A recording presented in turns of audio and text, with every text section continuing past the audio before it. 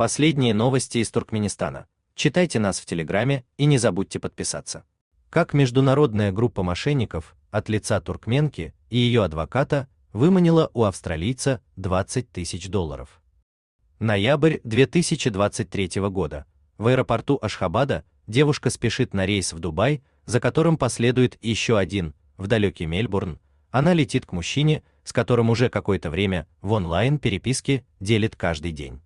Пол Саммер. Личные данные изменены по просьбе героя, человек действия и широких жестов, и он приглашает девушку к себе в гости в Австралию. Там они проведут 3 месяца, вместе отметят в ноябре ее день рождения, а потом и Рождество. А вдруг и остаток жизни. Но история любви обрывается здесь и не дойдет до счастливого конца. Еще до прибытия в аэропорт девушку преследует некий человек. Она его игнорирует, заходит в здание терминала, и здесь ее останавливает полицейский, сопровождает в отдельную комнату и требует вытряхнуть содержимое сумочки. Но откуда в ней взялись 70 граммов запрещенного вещества? Подбросил тот преследователь. Наверняка. А теперь ей грозит огромный срок. К счастью, ее разыскивает адвокат, который пересказывает все произошедшее Полу. Туркменистан, подчеркивает юрист, крайне коррумпированная страна, в которой любое дело можно закрыть, если достать нужную сумму. По словам адвоката, ему удалось договориться об освобождении подруги австралийца за $200 тысяч. Вот только у задержанной таких денег не оказалось. Пол вызвался помочь, но не переводить денежный выкуп, а пойти по правовому пути. Он написал в посольство Австралии в Москве, поскольку именно оно территориально отвечает за Туркменистан, а заодно правозащитникам и даже в Интерпол. Ведь по словам адвоката, точно в такой же ситуации, да еще и в заключении, оказались другие 3 девушки, и их тоже нужно было немедленно спасать. Спустя время адвокат сообщил очередную новость. Сумму выкупа удалось сбить до 125 тысяч. В тот момент Пол Саммер и связался с Turkmen News, а мы выяснили, что вся эта история – не что иное, как хорошо продуманный обман. Тут стоит ближе познакомиться с главными героями. Пол Саммер, состоявшийся в жизни, но одинокий житель Мельбурна, сотрудник одного из силовых ведомств в отставке, сейчас дает частные уроки единоборств. Профиль Пола на платформе знакомств Plenty of Fish на момент знакомства с девушкой из Туркменистана не содержал контактной информации. Но ей мужчина, очевидно, настолько понравился, что она разыскала его личные данные и написала ему на электронную почту. Обычно я не отвечаю на подобные запросы, но, видимо, то была минутная слабость, признается мужчина. Новая знакомая представилась Анисией Караевой, закончила университет, говорит на прекрасном британском английском, красивая и амбициозная. Живет в небольшом городке Берекет, что в Балканском вилаяте, работает там секретарем в жилищно-коммунальном хозяйстве. В Берекете ей тесно, ведь она в прошлом профессиональная пловчиха, но теперь поддерживать форму может только с помощью бега и гимнастики. По вере христианка, хотя и не слишком религиозная, окружение в основном мусульманское, поэтому, по ее словам, Пол гораздо лучше ее понимает. Что касается родителей, то мать ее бывшая школьная учительница, а отец фермер. Что и говорить, биография блестящая, а главное очень убедительная. Каждая ее строка – это готовая тема для разговора. Австралиец и сам очень увлекается спортом и выступает в поддержку фермерства. Постепенно новые знакомые стали не только переписываться, но и созваниваться в скайпе. Анисия рассказывала Полу обо всем, что происходит в ее жизни, открыто отвечала на любые вопросы, чем вызывала доверие Пола к ней, и однажды мужчина пригласил ее в гости. Денег на дорогу у Анисии, будем и мы называть ее этим именем, не было, да и выехать из Туркменистана за рубеж не так просто, но девушке был известен сайт турфирмы Bonsoir Tourists, через который она предложила Полу действовать. На самом деле полупустой сайт с древним дизайном выглядит подозрительно, и в любой другой стране вызовет недоверие, но не в Туркменистане, где массово блокируют и замедляют интернет. Связавшись с турагентством, Пол общался там с неким Эльвином Мирафлорисом, с туркменским телефонным номером, судя по коду. Как в дальнейшем выяснится, человека с таким именем не существует, а телефонный номер не используется. Однако и деньги нужно было перевести вовсе не ему, а на счет в Польше, принадлежащий некоему Александру Гоменюку, уже, вероятно, реальному человеку. Цена вопроса – $2500, которые агентство обязалось доставить в Туркменистан и потратить на билеты, визу и другие расходы. Но в процессе оформления визы прозвенел первый тревожный звоночек. Полу написали, что с выездом Аниссии есть проблема, и приложили документ с подробностями. Бумага на английском языке имела герб, печать, подпись и была якобы составлена в Главном управлении судебных приставов. Правда, такого органа в Туркменистане нет. Адреса, плюс некоторые названия и само письмо были написаны с многочисленными ошибками. Вероятно, мошенники просто нагуглили все, что связано с туркменской национальной безопасностью, миграцией, и решили обозначить автором письма Байрамова, вероятно, имея в виду бывшего главу миграционной службы и МНБ Даврангельды Байрамова. Но австралиец этих нюансов не знал и поэтому к письму отнесся со всей серьезностью.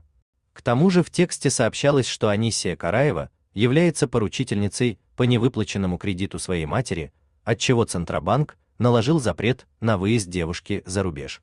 Чтобы удалить ее из списков невыездных, нужно пополнить депозитный счет Аниссии на сумму $16 750 и предоставить об этом выписку, после чего деньги можно будет снять обратно. У Туркменистана репутация в мире сильно закрытой страны с суровыми для простых смертных законами, и Пол Саммер поверил, что Аниссии нужна помощь. К тому же весьма убедительно звучал факт о возврате денег после уплаты депозита.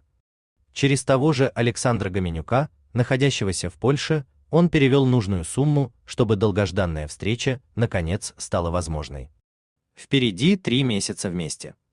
12 ноября 2023 года Аниссия отправляется в аэропорт Ашхабада и пропадает. Пол не знает, что и думать. Он снова пишет турагенту Эльвину Мирафлорису, а тот буквально шокирован произошедшим и обещает помочь.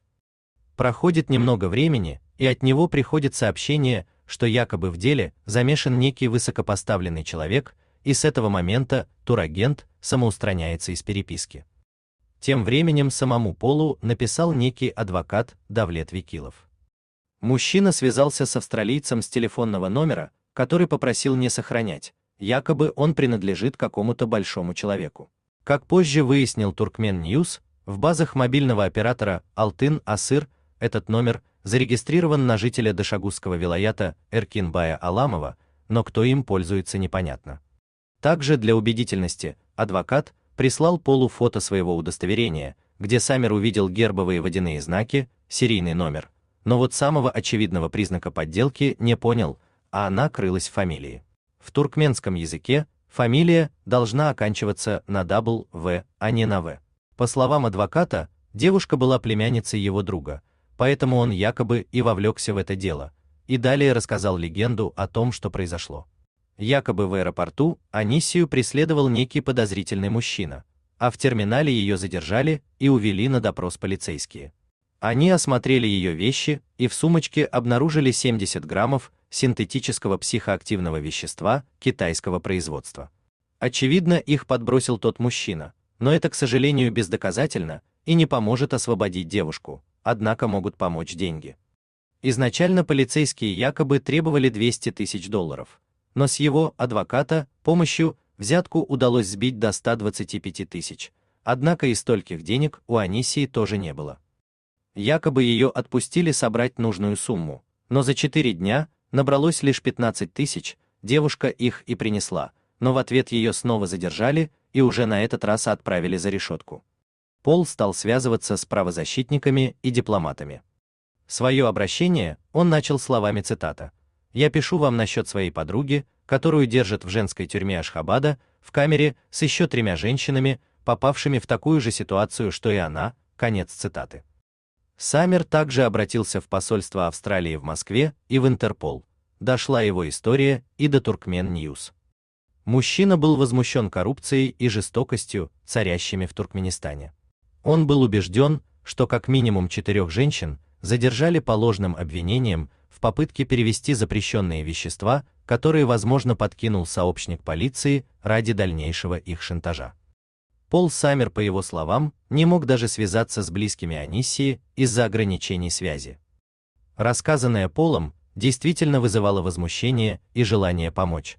Но как только делом стали заниматься погруженные в туркменский контекст люди, сразу же легенда, придуманная для Пола Аниссией и адвокатом, начала рассыпаться как карточный домик. Странные имена, номера, зарегистрированные неизвестно на кого, ошибки в документах. У самого Пола тоже стало возникать все больше сомнений, а чтобы их развеять, адвокат прислал ему фото Аниссии за решеткой. После этого Turkmen News окончательно подтвердил лживость всей истории. Мало того, что подобное фото в Туркменистане никакой адвокат сделать бы не смог, так еще и снимки быстро нашлись в интернете. На них оказалась российская экс-чиновница Елена Завадская, арестованная за хищение. В общей сложности Пол Саммер расстался почти с 20 тысячами долларов, хотя сумма могла быть больше в несколько раз. Но эти деньги – довольно ощутимая сумма для австралийца, а для рядового жителя Туркменистана и вовсе кажется астрономической. Пол, к счастью, относительно быстро заподозрил неладное и остановился. Поняв, что никакой дамы в беде не существует и спасать никого не нужно, Пол решил постараться спасти от похожего обмана других.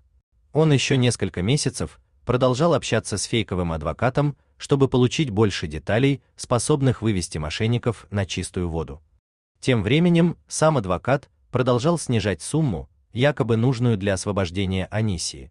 Он объяснял, что уже привлек к делу высокопоставленных людей, и те в итоге договорились о взятке всего в 40 тысяч. Полу предоставили счет, на этот раз находящийся в Чехии, он был на имя Барбары Волковой, и это, вероятно, также реальный человек. Однако большого числа фактов Полу собрать не удалось, и это неудивительно, ведь с ним работали настоящие профессионалы, известные мошенническими схемами в интернете много лет. Сайт турфирмы Bonsoa Tourists, якобы покупавший авиабилеты, зарегистрирован на клиента с исландским телефонным номером. С других сайтов, зарегистрированных на тот же номер, людям предлагались фейковые подписки на видеосервисы, псевдоинвестиции в биткоине, несуществующую работу с внесением депозита и вымышленные товары. По данным сообщества кибербезопасности Level Blue, одна из специальностей организации – таргетированное мошенничество, а именно детальные масштабные операции, разработанные под конкретную жертву, которую предварительно долго изучают. В случае Пола портрет Аниссии, очевидно, создали именно с такими интересами и особенностями личности, которые резонировали бы с личностью австралийца. А вот туркменкой ее сделали из других соображений. История Аниссии могла произойти только в Туркменистане, ибо только в этой стране скорость интернета, какой была в мире 30 лет назад, а международные соцсети и другие ресурсы постоянно блокируются. Только в Туркменистане людей снимают с рейсов на регулярной основе, и это в Туркменистане запросто могут подбросить наркотики, а коррупция и нарушение прав человека стали повседневностью. У вас есть что рассказать? Пишите нам в секретном чате Телеграма. Мы никогда не раскрываем свои источники и гарантируем полную анонимность. А если вам нравится наша работа, поддержите нас, становитесь нашим спонсором.